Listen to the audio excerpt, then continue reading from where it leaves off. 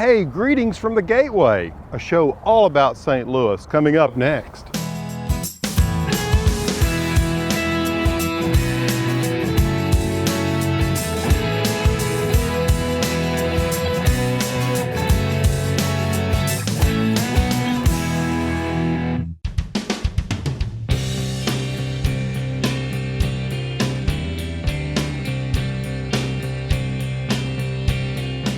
Welcome to Garden Style, a show about how to grow, how to cook, and how to design your world. Now today we're starting off here in St. Louis, a spectacular city.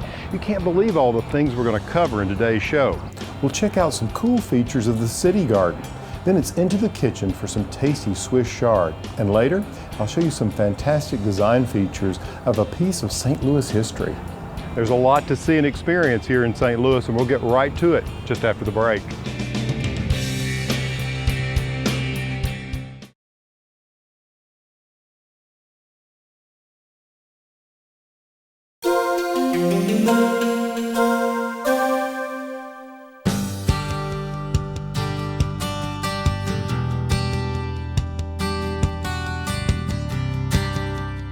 What better place to start than here? This is Citygarden. This is a 3-acre oasis carved out of this very urban landscape. What I love about it is that there are these marvelous sculptures around, actually 24 of them by internationally renowned sculptors. This one by Vinay serves as a beautiful frame the view approach to that cascade or waterfall behind. This is a beautiful piece of abstract sculpture with this gorgeous bronze finish. Now, if you're into something a little more realistic, you might want to look at Eros Bound, this gigantic head, very realistic. I think it's really stunning. If you look at the plants around here, it's really interesting what they've done. All of the trees here are native Missouri trees. There are 20 of them except for one, the ginkgo, but it's believed that the ginkgo actually lived in this region millions and millions of years ago because they've actually found fossils of the leaves here. Now, somewhere around this garden is Sue Charis, who is the head gardener who can give us more insight into this beautiful and fascinating place.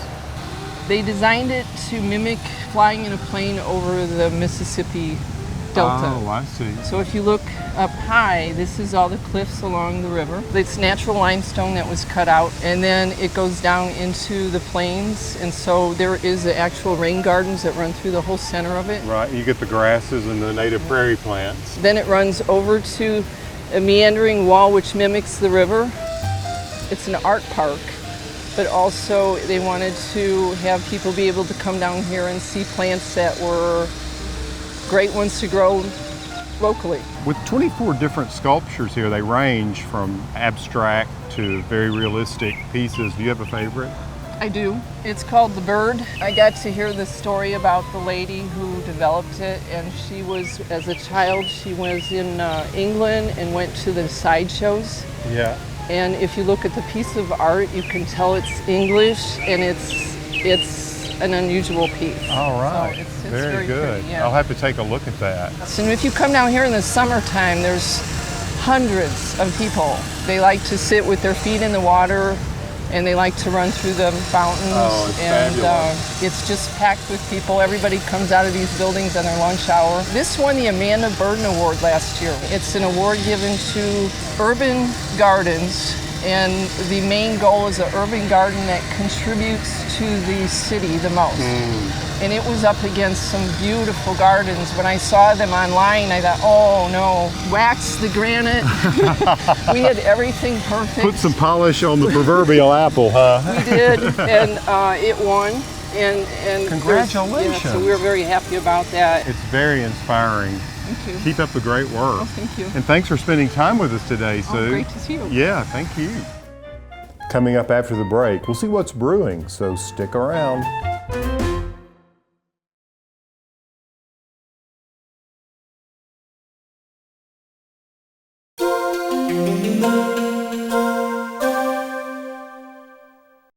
I'm having the best time here at Schlafly Bottleworks. I mean, it's a brewery, it's a restaurant, and they've got this garden out here, and we've been munching around in the garden all day long, and I've come in with Matt, and he collected a big bundle, about 2 pounds of Chard, and he's put it together St. Louis style, and here it comes. What you got here, bud? Can't wait for you to try this. Some of the rainbow chard from the garden. Yeah, I know. I saw you cut You it. got it paired with some local bacon, some local northern Missouri pecans, and Look at golden that. raisins. It's beautiful. Some more raisins and nuts on there. Oh, wow. This is like a meal in itself. Oh, it's great and it's so easy. Just started off on like medium to high heat. Right. A couple tablespoons of oil. Here we have about three slices of diced bacon. One small finely chopped onion. 3 to 4 cloves of fresh garlic. Once the bacon got crispy, you know, we just add all of the chard rough chop. And you just chop up the stems and the leaves. And you can cook it all down. 2 pounds of chard looks like a lot, but it really reduces. Yeah, it's a great size for almost 2 people, you know. Yep, yep. Mhm. This wilts down really well. Right. It's about 2 cups of vegetable broth.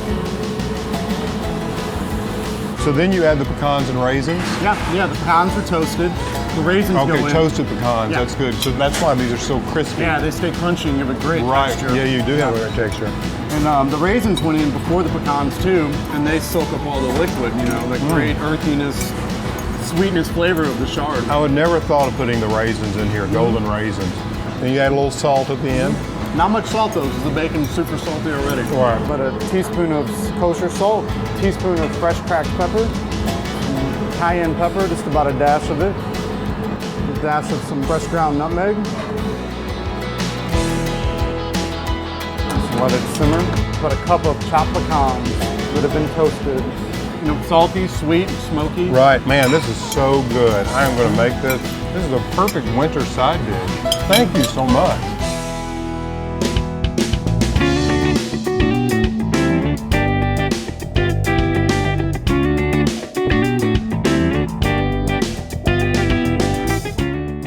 Dan, this place is awesome. I can't believe how big it is.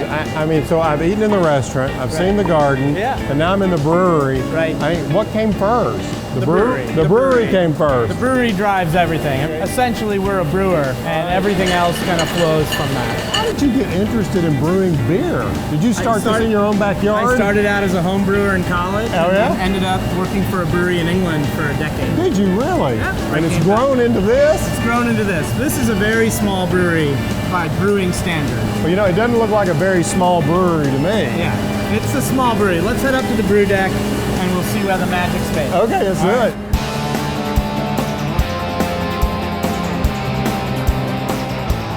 Looks like the Enterprise. That's Captain Kirk there. Well, it's a small brewery. Mission control. And Kyle is managing the process here. We make upwards of 50 different beer styles a year. 50. A lot of guys don't realize 50. how much variety there is in beer compared, say, to wine. Yeah. I mean, with wine, you got white and you got red, so you don't have a ton of variety.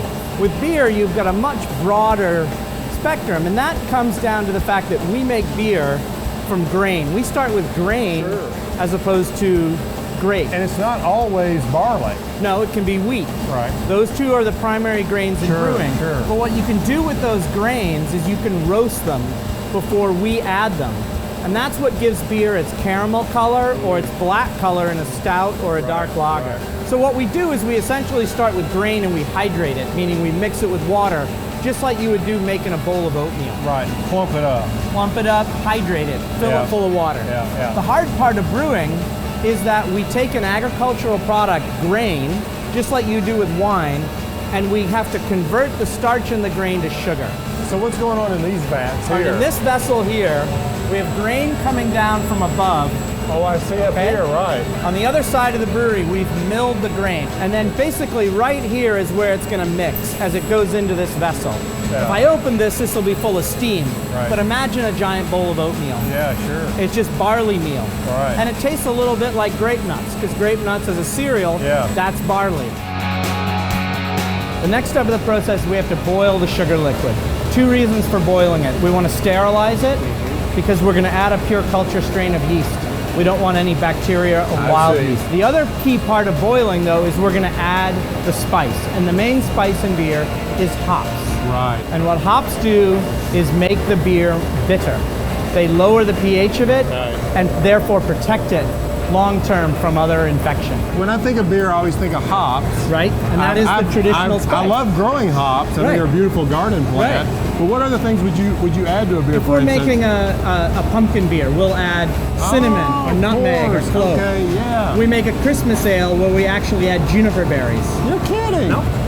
That's wild. So really what's going on in the beer world today is we're broadening what is traditional. Yeah, would you use raspberries? We use raspberries, but again, that's I just made that up. But that's a sugar source. You do use them though. We do use them, but we wouldn't add them at this point. We'll add them at the next point, and I'll show that to you. Let's go. All right.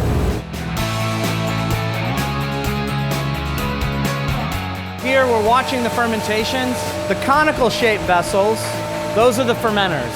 Okay. Because what happens is that as the yeast ferments, it rises to the top. Right. Then what happens is we chill the tank down and the yeast settles to the bottom. Right. And the reason the tank is conicaled like that is so that we can pull the yeast, crop the yeast off the bottom. I see. And then we can lop it off. Take it off the fermenting beer, and then we can pitch that yeast into the next vessel. I see. So you'll use the yeast a number of generations. Excellent. Before you grow a new... Until it's totally exhausted. Exactly. Right. So once the beer's finished fermenting and conditioning and we've pulled the yeast off, then we may have to filter the beer further to remove any remaining yeast. That's the machine you hear in the background. I do hear it. You hear it. That's the centrifuge in the background. Exactly. It's spinning. Yeah. We're pulling the rest of the yeast off. Right. Then we go into one of the dish bottom tanks. You see one like this tank here. Right. Yep. It's not conical. Exactly. Those are packaging tanks. We're going to check the carbonation. Once the carbonation is checked, then we're ready to go. The more sugar available for fermentation, the higher the alcohol, the more CO2. There we go. I did remember something from chemistry. Yeah, there's no correlation between color and strength in beer. When they call it a stout, you just figure it's stronger. It's stout in color and flavor. Wow. Okay, yep. That's very good. Thank you so much. This is fascinating. Just keep up your great work. Yep. I love this. That's how we make beer. Local brewery. Right here. When we return, we'll visit historic Union Station.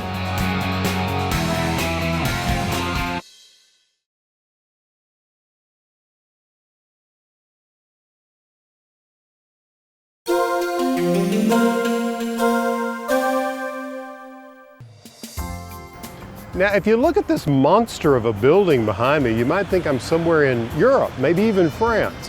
Well, you're close. This is Union Station in St. Louis, and it was modeled after the Carcassonne, a medieval walled city in southern France. But it was built in 1894 at the cost of $6.5 million. This beautiful edifice and its interior was restored in the mid-80s at the tune of $150 million. Now think about this. It took 2 years to build it originally, and it took 2 years to restore it. You see, Theodore Link was the architect. He had spent time in France. He was trying to make the connection between St. Louis's association with the French. The French actually founded St. Louis back in the mid-18th century, and having spent time in France, why not build a French castle? If you think it looks like a castle on the outside, come on inside and let me show you the glories of the interior.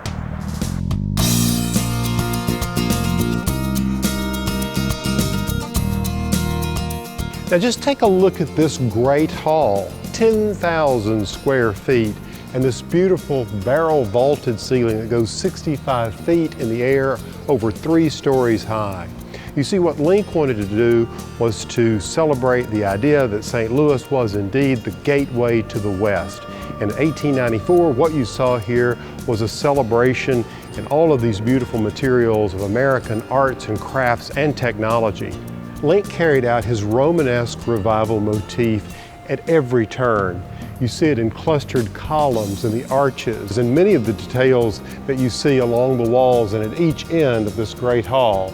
On this end, for instance, there are 7 maidens with their arms up with torches as if to guide the trains into the station. The station cover itself accommodated 42 tracks, 42 trains at once coming and going from this place. It was really quite remarkable. It's debated whether the architect Link was a religious man or just superstitious, because there were several things that he did in the design of this building that would lead you to believe that. For instance, he grouped things in numbers of 7, like 7 arches, 7 maidens, and he believed that only a good soul could pass through an arch.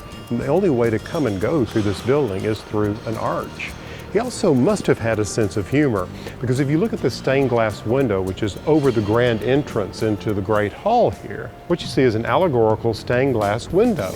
In the center, you see a female figure representing St. Louis with a rather smug look on her face, and the state capitol just behind her. To the right is New York, represented as a woman figure in green, with a rather envious sort of look on her as she looks toward St. Louis. And to the left, well, you see San Francisco with an equally envious look looking toward St. Louis. So the idea was St. Louis was the biggest, the greatest, and the best, and certainly the gateway to the West. I just marvel at the layers of artistry and craftsmanship in here. Everything from the marble tiles, these beautiful glazed tiles, mosaics, the stonework you see here, the plaster work above with botanical motifs using papyrus and acanthus, and even the scagliola here, which is a technique that's applied to concrete. Behind this is concrete, and the scagliola is simply a faux finish to resemble marble. Here is marble, true marble, and here is the pretender, beautifully done. And if you ask me, to me, the faux finish is actually more beautiful than the true marble itself. And then if you look above here, it looks like acres and acres of stenciling in this space. It's truly remarkable. You know, I've been to St. Louis many times, and I've driven by Union Station, and I've marveled at the exterior, but this is the first time I've taken the time to come in and just see this beautifully adorned space, and I'm so glad I did. The next time you're in St. Louis, check it out. It's well worth it.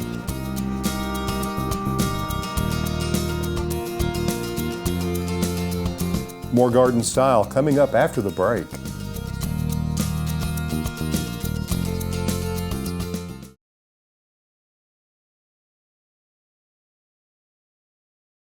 Well, I hope you've enjoyed exploring St. Louis as much as I have. It's really a great city, and I hope you can get here just as soon as you can. There's so much to see. And I hope that you've seen some things here that will help you grow, cook, and design your world. Until next time, for Garden Style, I'm Alan Smith.